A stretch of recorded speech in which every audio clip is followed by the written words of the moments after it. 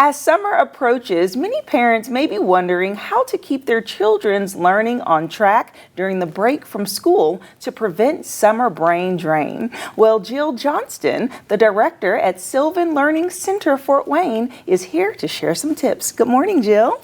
Good morning. How are you? I'm doing very well, thank you. Good. Well, I wanted to chat with you because I know that right now is just a crazy time for parents as they're trying just to prepare all ages being out of school. And of course, entertaining them is a little bit easier with technology, but reading is so fundamental. So why don't you start off by giving us an overview about Sylvan Learning Center? Of course. Sylvan Learning Center is a great opportunity for our families to make sure that they have supplemental education for their children, but also enrichment as well. So it's a great opportunity to just personalize that learning wherever they're at, whatever they need. We can just tailor the program to that for them to meet those needs. Yeah, and so what age range do you serve? Yeah, so we do kindergarten through 12th grade, and we have a variety of programs, reading, writing, math. We also provide homework support for our students during the school year. We have SAT, ACT preparation, college courses, things like that. Yes, and so is this in addition to regular schooling, or is this its own independent full-service school? Great question.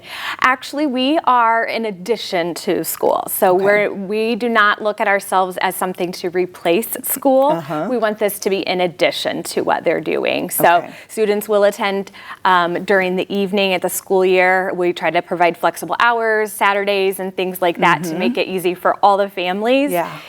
During the summer, we provide extra hours, daytime hours, so families can make sure that they can find a time that fits with their schedule. Okay, that's perfect. And I know your slogan is for the success of every child. Yes. And so let's dive into some tips to help parents be successful this summer. And so first off, you say reading together may be something that's good. So explain.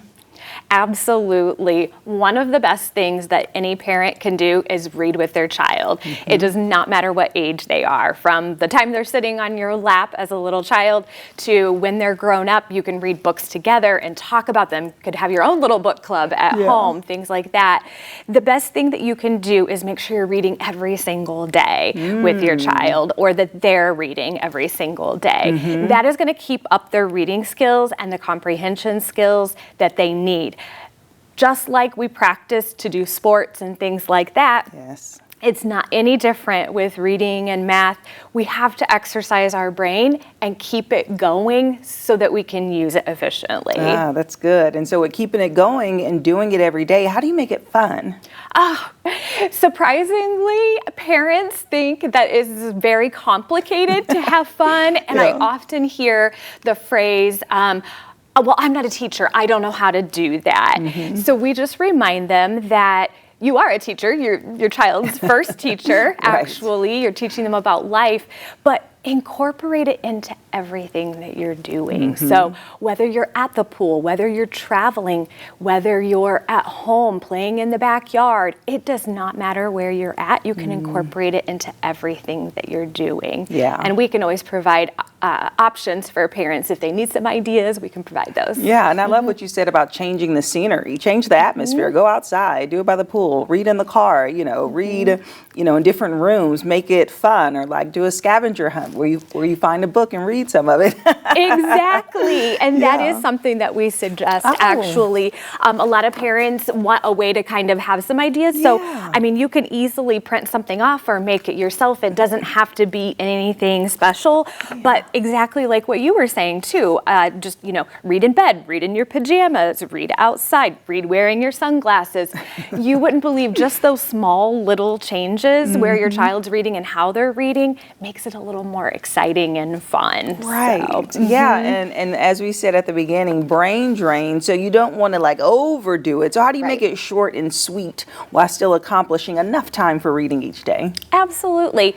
So I would suggest, because you're incorporating it into everything that you do, that part's going to make it a little bit easier for you to do small segments of time. But I would focus on just one skill at a time. So meaning, maybe today I really want to make sure that they're understanding, characters or setting, something like that in a book. So when they are reading, just having that conversation with them about it. If it's math, you can make a recipe together, things like that. They can use those math skills and things like that. Yeah, and so let's talk about journaling a bit, because I know that that's popular as it relates to reading. Is that because you can write maybe your own story, your own thoughts, and then go back and read it as well? Yes. For some reason, students are afraid of writing and do not like it. They dread it. I don't know why, but they really absolutely don't like it. And I think it's because, one of the reasons is because they think that they don't know how to write, that they're not a good writer, or that it has to be really long and complicated. So a suggestion that we would offer up would be, let's say you're going on vacation, right?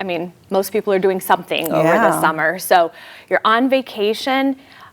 While you're traveling, or even after you get back, have your child write about what they did. It's as simple as that. And then they can share it with someone. Give them an audience, right? A purpose for writing. Have them write it to grandma. Then they are a little bit more incentivized to say, oh, I want to share this information. So I'm going to write a letter to my aunt and tell her all about my summer fun, things like that. That's good. I love that. And then maybe doing little postcards, or just, incorporating images in that way and making it a hobby, or rather a habit that people can get, kids can get excited about. Because I don't really see postcards going out anymore. That was just a random thought, but postcards. And so my final question for you is, because you teach such a range of grades and ages, when is the best time to really focus more on the child reading than the parent reading? Like, when you're little, of course, when they can't read, you read to them. When they're learning to read, you go back and forth. But is there any benefit as a teenager or someone older for a parent to be reading together with them? So I am a big advocate of early literacy, for sure, 100%. So read with your child from the very beginning, when they're a baby, things like that. I definitely am in all support of that. But I would say kindergarten through second grade, we explain to parents that that is a time that you're learning how to read, okay? After that, now you're reading to learn. You're reading for understanding, okay? So that is something to keep in mind. Whatever it is that you're doing, make sure that your child is understanding what they're reading. But I still think a teenager doesn't mind being read to. Right, and making it fun, especially when it comes to like book clubs and families. When I lived near my family in Texas, me, my mom, and my sister would have book clubs. And so, but what we would do is we would pre-read the chapter so that we can get understanding to discuss it. But then in person, we would each kind of popcorn read and read a piece out loud to kind of reiterate it. And it made it fun because we're hearing the information for a second time, but then also being able to discuss it. And clearly, I'm an adult. My sister's 4 years older than me, so it was still fun, even though we were all adults. Absolutely. So we got to keep the reading going. Yes. And something to remember with that is we can learn from others too, right? So hearing someone else read, hearing a parent read, or an older sibling, they model for us what good reading sounds like. I love that. Well, thank you so much for providing these tips, Jill. And if someone is interested in learning more about your center or signing up, where should they go? We have 2 locations in Fort Wayne. We have a north location and a south location. And so you can easily reach out to us and we can set up an assessment for your child. That's going to provide a lot of information so that you know where your child's at, and we can set up a personal plan for them.